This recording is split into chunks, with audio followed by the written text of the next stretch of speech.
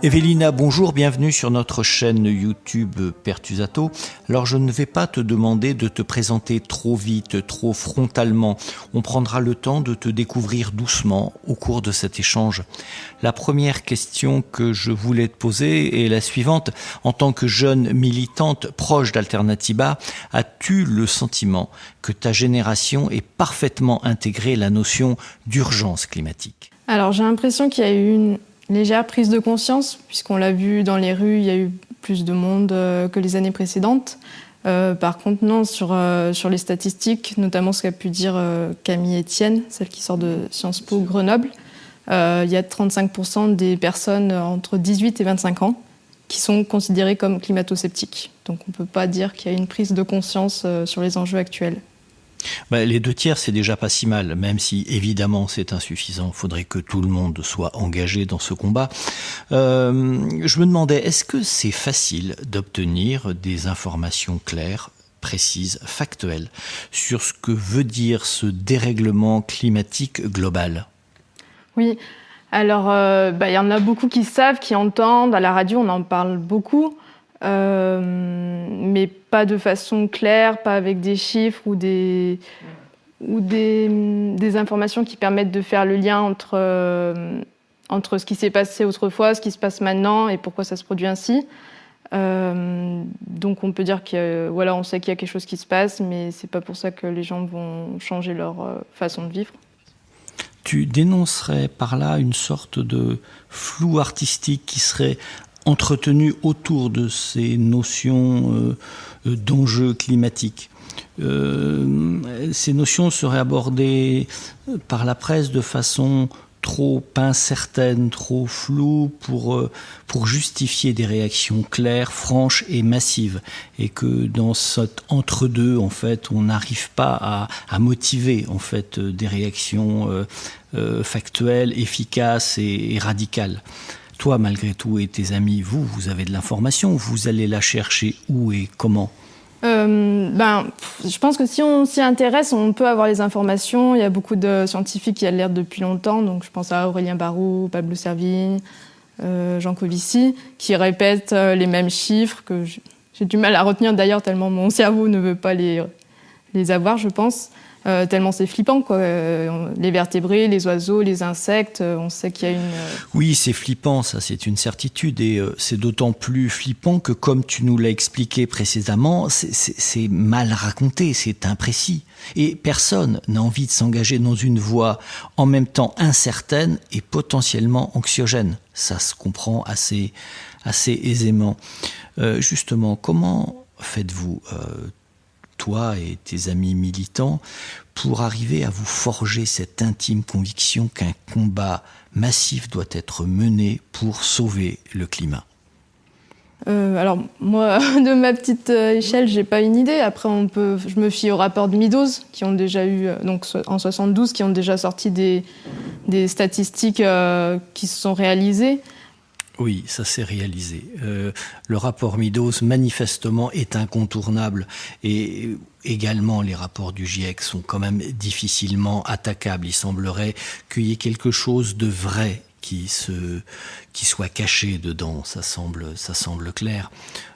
Toi, tu arrives à comprendre que, malgré tout, nos hommes politiques et nos responsables arrive à résister encore à ces évidences et ne pas prendre la mesure des choses. Oui, je le comprends parce qu'il y a une phase de deuil à faire de notre vie d'avant qu'on n'a peut-être pas envie de faire tout de suite, que certaines personnes n'ont pas envie de faire tout de suite. Et puis surtout, on est baigné dans la surconsommation. Je pense encore plus qu'en habitant en ville parce qu'on a toute la publicité visuelle dans les rues, plus la télévision, la radio. En fait, on a beaucoup plus d'informations sur consommer que ne pas consommer. Ou alors ça s'alterne, donc notre cerveau ne peut pas suivre tout. Oui, notre cerveau ne peut pas tout suivre, c'est une évidence. Et on l'entend assez souvent. Tout ça est tellement inextricable, tellement imbriqué que c'est très difficile à en dégager des lignes de force claires. Alors, c'est peut-être un peu parce que l'exposé n'est pas si bien formulé que ça, c'est peut-être parce que ça réveille des peurs profondes et on n'a pas envie d'aller voir, mais c'est surtout parce que ce combat pour le climat est en conflit frontal avec l'idéologie dominante qui est le néolibéralisme. Cette idéologie organise la totalité des rapports sociaux au monde et il n'y a pas de place, en fait aucune place possible pour une quelconque dissidence ou une quelconque inflexion de l'idéologie, parce qu'il s'agit bien véritablement de cela. Et d'ailleurs, je me demande comment toi et tes proches, vous arrivez à vous affranchir de ce déterminisme consumériste dans lequel vous êtes nés. Ça vient des parents ? Alors non, c'est pas parental. D'ailleurs, j'ai encore mes parents à convaincre un petit peu. C'est du bouche à oreille d'un événement qui allait se passer à Saint-Étienne en août 2018. C'était le village Alternatiba pendant le tour en vélo. Et c'est là où j'ai fait mes premiers pas dans ce monde un peu alternatif qui dénonce le réchauffement climatique et le manque d'informations. Et du coup, c'est là où j'ai vu beaucoup d'alternatives et un monde finalement joyeux qui se prépare et qui informe. Ce témoignage est particulièrement précieux. Si je te comprends bien, tu es issu d'un milieu familial qui n'est pas particulièrement porté sur l'écologie.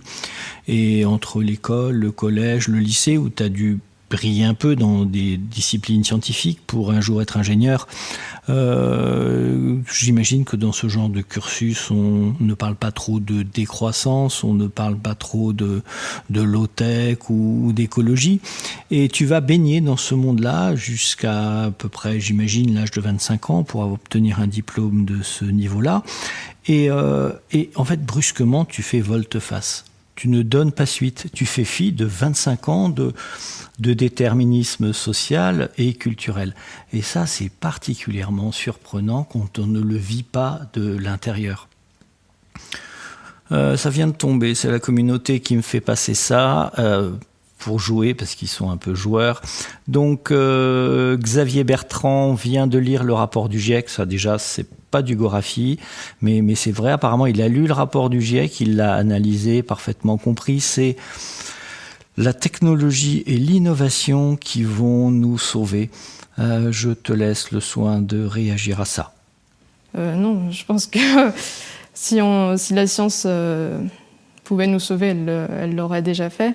Et que c'est empirer les choses que de vouloir mettre encore plus de temps et d'argent et de carbone à développer des technologies qui ne font qu'empirer les choses au final. Donc, par exemple, les panneaux solaires, ou les batteries, les voitures électriques. Oui, on est bien dans une sorte de pataugeoire énergico-technologique dans laquelle on se débat comme on peut, mais ça semble bien difficile de dégager une colonne vertébrale de toutes ces tentatives, quelque chose de solide, robuste, sur lequel on va pouvoir poser et construire l'énergétique de demain. Ceci dit, Jean-Marc Jancovici semble convaincu que le nucléaire domestique, celui qu'on utilise depuis déjà des décennies, serait une excellente variable d'ajustement en attendant de trouver mieux et plus définitif. Je sais que parmi les écologistes, c'est pas toujours très très bien reçu. Tu en penses quoi, toi ? Au niveau bilan carbone, ça a l'air d'être moins terrible que brûler du pétrole. Mais dans tous les cas, il faudra décroître fortement et le nucléaire peut peut-être réussir à maintenir des niveaux d'électricité pour les hôpitaux, mais je n'ai pas assez de recul pour savoir s'il faut faire avec ou sans. Je sens ton enthousiasme un peu retenu. Définitivement, pour clore ce chapitre énergétique, si demain on instaurait une sorte de plan Marshall planétaire qui réunirait tous nos penseurs, tous nos techniciens, tous nos ingénieurs en disant maintenant on sauve la planète et c'est vraiment ça notre objectif premier. On aurait une chance encore ou ce serait trop tard ou c'est même plus la peine ? Ça dépend de quelle façon. Si c'est pour continuer à travailler dans Total, dans les banques et avoir la même pensée, le même développement par l'économie, non, je n'y crois pas trop.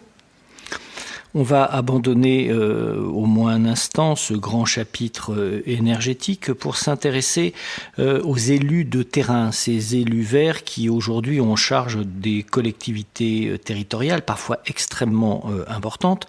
Penses-tu que globalement, ils apportent des réponses qui soient à l'échelle des enjeux climatiques qui s'imposent à nous aujourd'hui ? En tout cas, ils ont au moins le privilège de montrer l'exemple. Donc c'est sûr que s'ils sont la seule ville en France à le faire, oui, ça ne changera pas grand-chose. Mais s'ils ouvrent une brèche ou une voie pour d'autres villes, c'est sûr que c'est bien. Mais oui, c'est bien, mais en même temps, ça ne répond pas à la question. Le compte n'y est, mais n'y est pas du tout.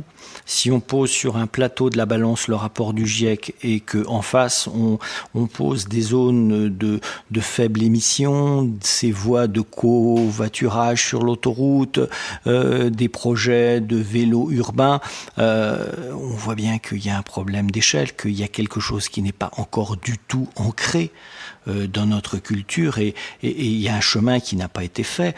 Et on peut dire ça d'autant plus aisément que, par exemple, ce que propose le maire de Lyon déjà suscite des levées de boucliers absolument invraisemblables. Il se fait traiter de Khmer vert et on sent bien que les gens ne veulent pas entendre parler de quoi que ce soit qui touche à leur niveau de vie. Oui, c'est sûr que dès qu'on impose à qui que ce soit, c'est moins facilement acceptable. Le mieux, je pense qu'on est encore dans la décennie de l'information, informer, faire comprendre les enjeux. Et puis c'est là que ce sera acceptable pour le plus grand nombre. Mais cette décennie de l'information, on l'a plus. Quand on lit le rapport du GIEC, ça paraît absolument évident qu'on ne peut pas encore attendre. On a déjà beaucoup trop attendu et c'est maintenant, c'est vraiment maintenant qu'il faut changer tout. Et même si on prenait encore du temps pour ça, rien ne prouve que les médias mainstream fassent le travail. Moi, je les vois pas du tout, pendant 10 ans, nous sensibiliser aux problèmes des enjeux climatiques. On les connaît, on sait ce qu'ils feront. C'est pas eux qui retransmettent les grands rapports, ils parlent rarement du GIEC. Après, ils disent ce qui se passe dans le monde, mais quand on voit que la canicule au Canada, les photos qu'ils faisaient la première des journaux, c'était des enfants qui s'amusaient sous des petites fontaines, je suis pas sûre que ça retranscrive ce qui se passait là-bas. Oui, c'est évident, les médias mainstream vont pas brusquement se mettre à collaborer avec l'ensemble de l'humanité pour fabriquer quelque chose de l'ordre d'un nouveau monde.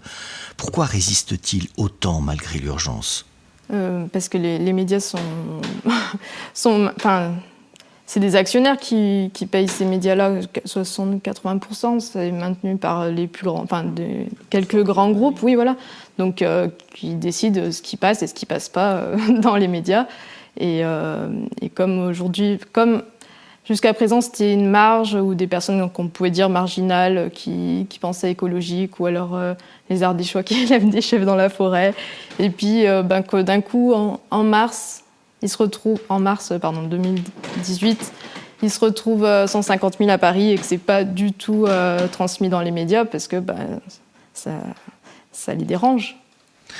Alors, très très clairement, effectivement, la presse est tenue par des milliardaires en France. C'est très clair. Je lisais dans Bastamag dernièrement, 89,9% des journaux vendus sont tenus par des milliardaires. Donc c'est eux qui tiennent tout, en fait. On les connaît, c'est Bernard Arnault, Patrick Drahi, Xavier Niel, Pierre Berger, Vincent Bolloré, il y a Serge Dassault, j'arrive à la fin de liste, François Pinault, Bouygues et Lagardère. Voilà. Donc ça, on les connaît, c'est factuel, on sait exactement qui est propriétaire de quoi.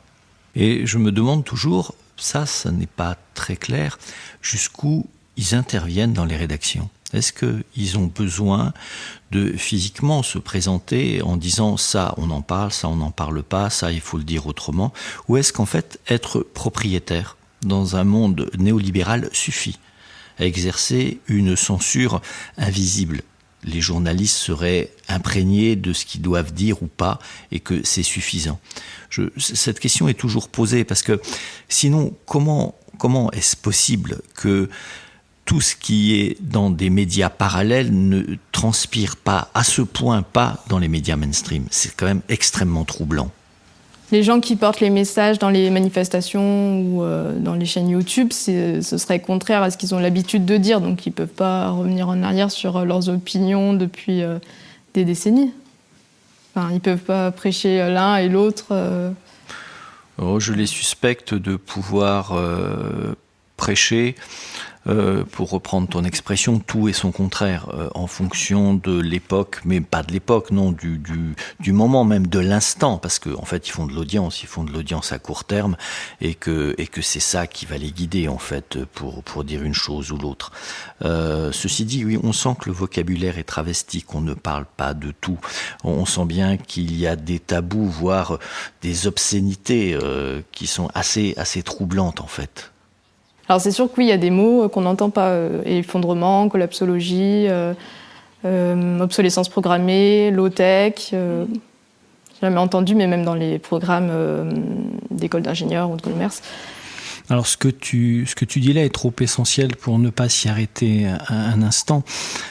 Si je te suis bien, cette phraséologie néolibérale, je ne sais pas comment on peut appeler ça, ce champ lexical qui est issu de l'entreprise, de la start-up en fait, aurait imprégné, comme on l'a déjà vu, donc les médias, mais apparemment aussi tous les étages du savoir et de la connaissance, l'éducation nationale et l'ensemble des études supérieures. Donc ce vocabulaire est partout. Est-ce que les médias indépendants, je pense à Mediapart, Bastamag et plein d'autres, je pense aux ONG bien sûr, nombreuses, je pense à toutes ces chaînes YouTube qui fourmillent d'intelligence, je pense à tous nos intellectuels, les Barbara Stiegler ou Frédéric Lordon, il y en a également énormément. Est-ce qu'ils arriveront à infléchir justement cette pression qui est mise sur les mots, sur le vocabulaire, sur les syntaxes, pour arriver à reprendre possession en fait de ce qui nous permet d'échanger, c'est-à-dire le langage? J'espère, mais bon, je pense que ce sera un peu tard. Enfin, c'est déjà tard. L'humanité, c'est toujours trop tard. Je ne pense pas qu'on ait jamais traversé de grandes révolutions paisibles, qui soient arrivées au bon moment, dans un tissu social tout à fait préparé à la recevoir, à l'accueillir. Une révolution, ça relève davantage du point d'indignation de Spinoza. C'est le moment où on dit « c'est plus possible ». Et à ce moment-là, ça s'effondre. Et c'est quand même quelque chose de cet ordre-là qui risque d'arriver. D'ailleurs, on sent bien au quotidien presque la tension des rapports sociaux qui traversent notre pays et peut-être l'ensemble de cette planète. La violence des réactions par rapport aux Gilets jaunes, par rapport à certaines ONG comme le travail d'Extinction Rébellion. On voit bien que les rapports sont tendus, sont à cran tout le temps et de plus en plus. Contre les Gilets jaunes, on a entendu un ex-ministre d'État dire que le LBD fallait arrêter et passer à des armes réellement létales pour se débarrasser de ces manifestants. Les Pinsons Charlot, qui ont évidemment en tant que CNRS, entre guillemets, vocation à être moins révolutionnaires, malgré tout, affirme que certaines multinationales devraient être traduites devant le tribunal international de La Haye pour crimes contre l'humanité.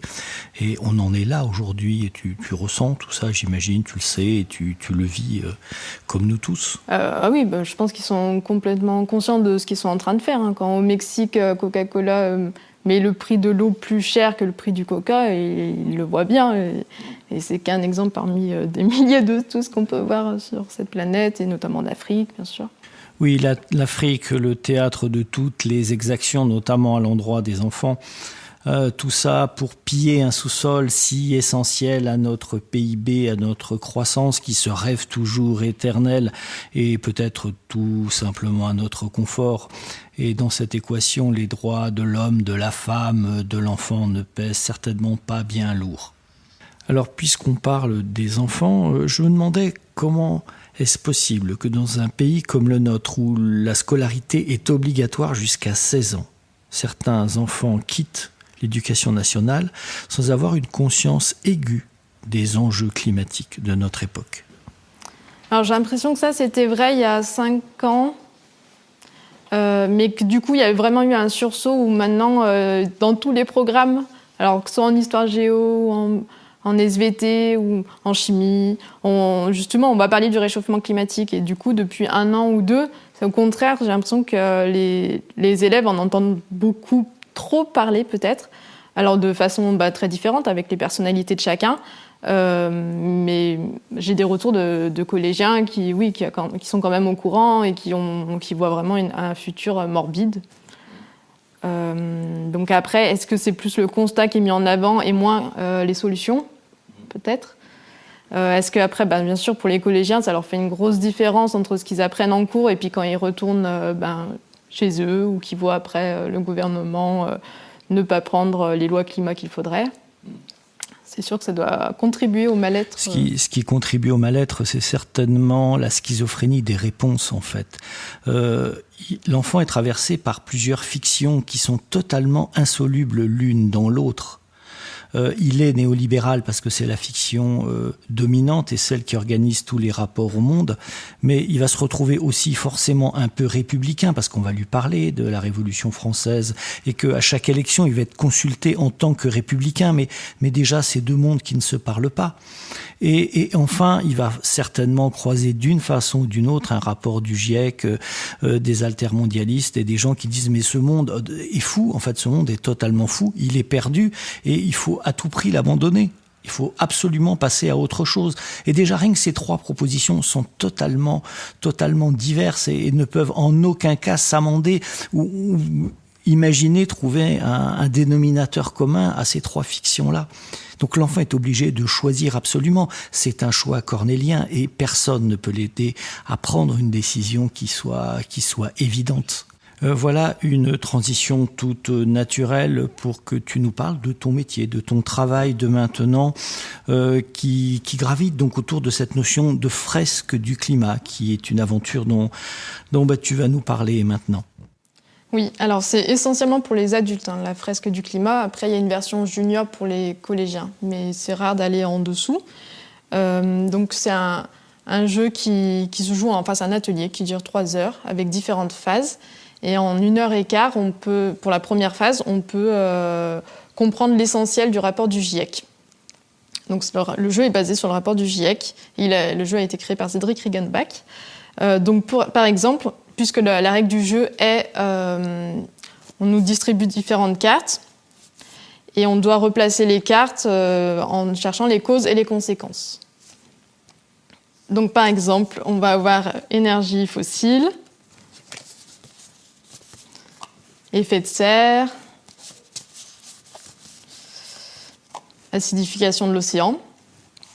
Donc on est en équipe, on dit qu'on est en autogestion puisqu'il n'y a personne qui anime notre débat et c'est entre nous qu'on doit se mettre d'accord l'équipe doit se mettre d'accord sur comment on place les cartes sur la grande table pour à la fin reconstituer la fresque du climat. Donc il y a quand même 42 cartes à placer et c'est beaucoup de physique, de chimie.